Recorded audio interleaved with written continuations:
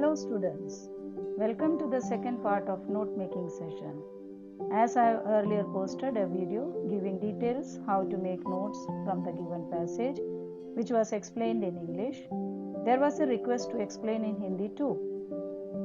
In this video, explanation is in Hindi for better understanding how to answer note making question.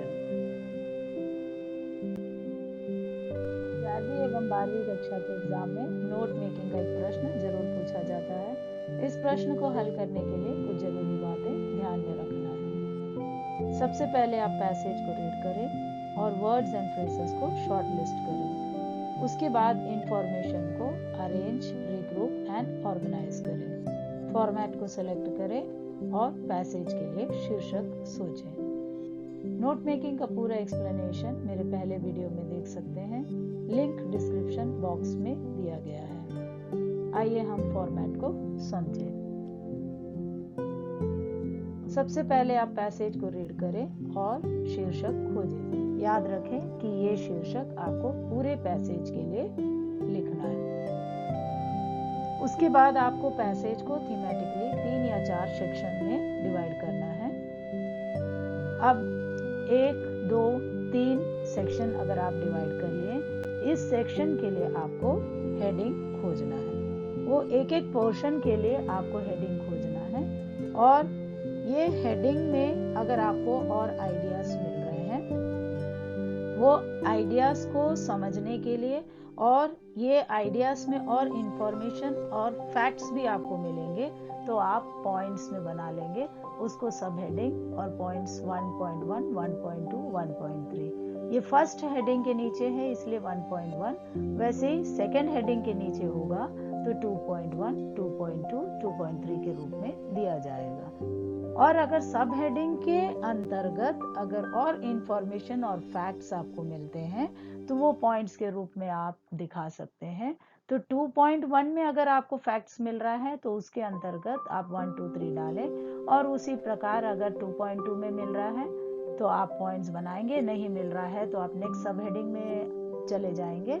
और 2.3 में अगर facts मिल रहे हैं तो उसमें भी आप 1, 2, 3 दे सकते हैं। इसी प्रकार आपको तीसरे और चौथे पोर्शन के लिए भी बनाना है। याद रखें कि आपको पैसेज को थीमेटिकली डिवाइड करना है, minimum 3 and maximum 4। Note making में हमें एब्रिविएशंस को यूज करने होते हैं। एब्रिविएशन के 3 भाग होते हैं। सबसे पहला आप देखिए एक्रोनिम्स। एक्रोनिम्स का मतलब होता है कैपिटल इनिशियल लेटर्स। दूसरा है कॉन्ट्रैक्शंस। कॉन्ट्रैक्शंस का मतलब होता है शब्द के सामने के कुछ लेटर्स हम यूज करते हैं। तीसरा है शॉर्ट फॉर्म्स। शॉर्ट फॉर्म्स का मतलब होता है शब्द के सामने के कुछ लेटर्स और पीछे के कुछ लेटर्स हम यूज करके एब्रिविएशंस बनाते हैं। आप स्वयं शब्दों का एब्रिविएशन बना सकते हैं। नीचे एग्जाम्पल में बताया गया है, देखिए। एजुकेशन के लिए क्या लिखा गया है, EDN डॉट, तो ये एजुकेशन का एब्रिवेटेड फॉर्म हुआ। वैसे प्रोग्राम के लिए आप देखिए PROGM डॉट, इसको PRGM भी लिख सकते हैं, ये प्रोग्राम का एब्रिवेटेड फॉर्म्स है। वैसे ही नीचे आप देखिए एग्जाम्पल के लिए क्या लिखा गया है, EG, ये एब्रिवेटेड फॉर्म है एग्जाम्पल का, ये आप हमेशा लिखते आए हैं। एजुकेशनल के लिए क्या लिखा गया है, ED_NAL। वैसे ही प्रोग्रेसिव के लिए PROGPE। ये सब इनके एब्रिवेटेड फॉर्म है। चलिए अब हम कुछ स्टैंडर्ड एब्रिविएशंस देखते हैं। Capitalised first letters of the words, यहाँ पर U.P, ये क्या है, उत्तर प्रदेश। USA, इसका मतलब है United states of America. CG, इसका मतलब है छत्तीसगढ़। RJN, इसका मतलब है राजनांदगांव। ये सब आप यूज करते हुए आए हैं। वैसे कॉमन एब्रिविएशंस देखिए, साइंस के लिए आप हमेशा क्या लिखते हैं, SC। वैसे मिस्टर के लिए MR। वैसे गवर्नमेंट के लिए GOVT डॉट। तो ये सब कॉमन एब्रिविएशंस आप यूज करते आए हैं। वैसे कॉमन सिंबल्स क्या क्या है, पॉजिटिव के लिए प्लस और VE लिख देते हैं, नेगेटिव के लिए -VE। और कुछ मेजरमेंट्स एंड फिगर्स है जो स्टैंडर्ड एब्रिविएशंस कहलाते हैं। उसमें आप देखिए KG किलोग्राम के लिए, ML मिलीलीटर के लिए। ये सब स्टैंडर्ड एब्रीविएशंस है, अगर पैराग्राफ में आए तो यूज कर सकते हैं, या आपके पैराग्राफ में जो भी वर्ड आपको एब्रीविएट करना है आप स्वयं एब्रीविएशन बना सकते हैं। आइए हम एक एग्जांपल देखें। Read the following passage carefully. It was bound in a rough red cloth, now smoothened in places with the many curses it had received over the years. Its name boldly etched in gold over its hard cover, its spine still holding on firmly to the age-old pages, musk-thumbed, dog-eared, yellowing pages. Its illustrations, lithographs by the author himself, and a frayed red ribbon placed between the pages I had read the last time. That is my favorite book. यहाँ read करते समय मुझे जो words दिखाई दिए वो मैंने underline करते चले। इस प्रकार का एग्जाम्पल मैंने नेक्स्ट स्लाइड में आपको हाईलाइट करके बताऊंगी।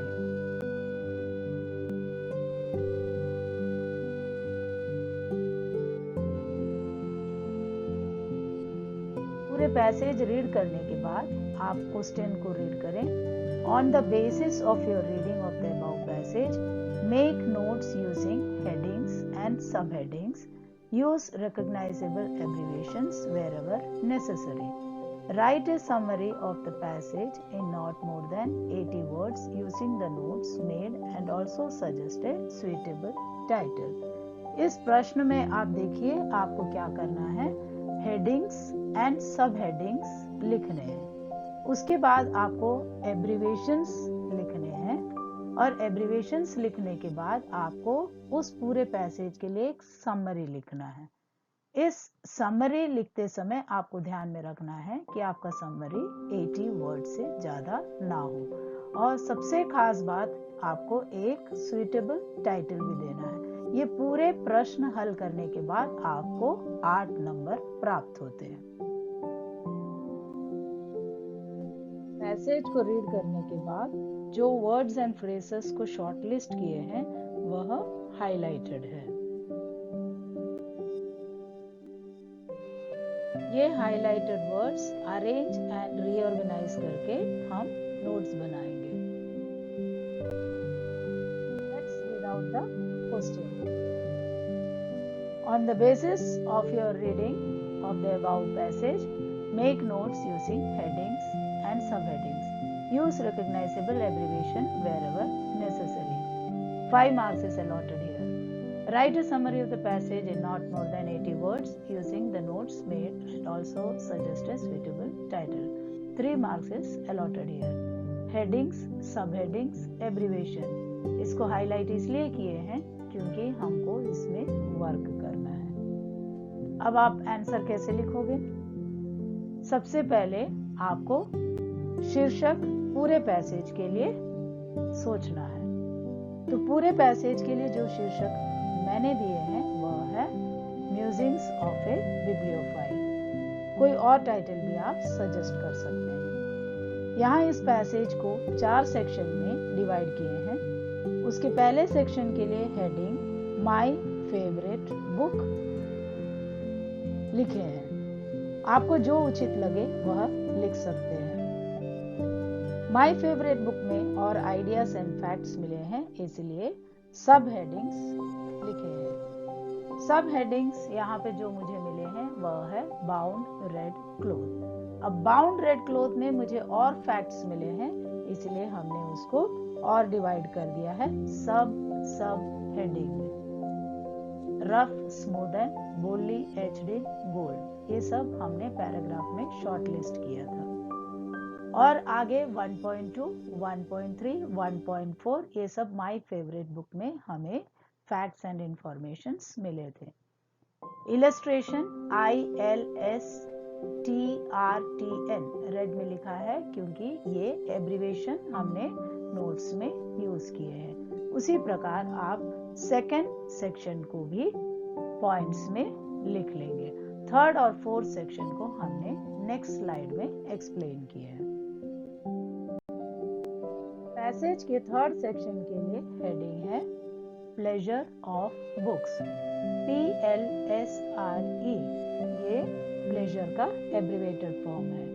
प्लेजर ऑफ बुक्स के अंतर्गत मुझे जो फैक्ट्स मिले वो हमने सब हेडिंग के रूप में लिखे हैं, और एनर्म्ड बुक्स के अंतर्गत मुझे और जो फैक्ट्स मिले वो हमने सब हेडिंग के रूप में पॉइंट वाइज लिख लिए। इसी प्रकार आपको फोर्थ सेक्शन भी लिखने हैं। कीज टू एब्रीवेशन नोट्स के नीचे लिखना है बॉक्स में। एब्रीवेशन जो नोट्स में यूज किए हैं वह हाइलाइटेड है। अब जो हाइलाइटेड है वही हमको की टू एब्रीवेशंस के नीचे लिखना है। इलस्ट्रेशन, फ्रीक्वेंट, एनर्म्ड, प्लेजर एंड सजेशन।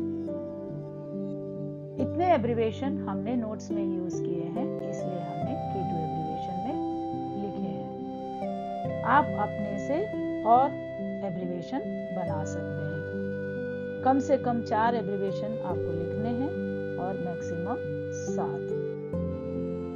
इस नोट्स से हमको अब समरी प्रिपेयर करना है, वो हम नेक्स्ट स्लाइड में सीखेंगे।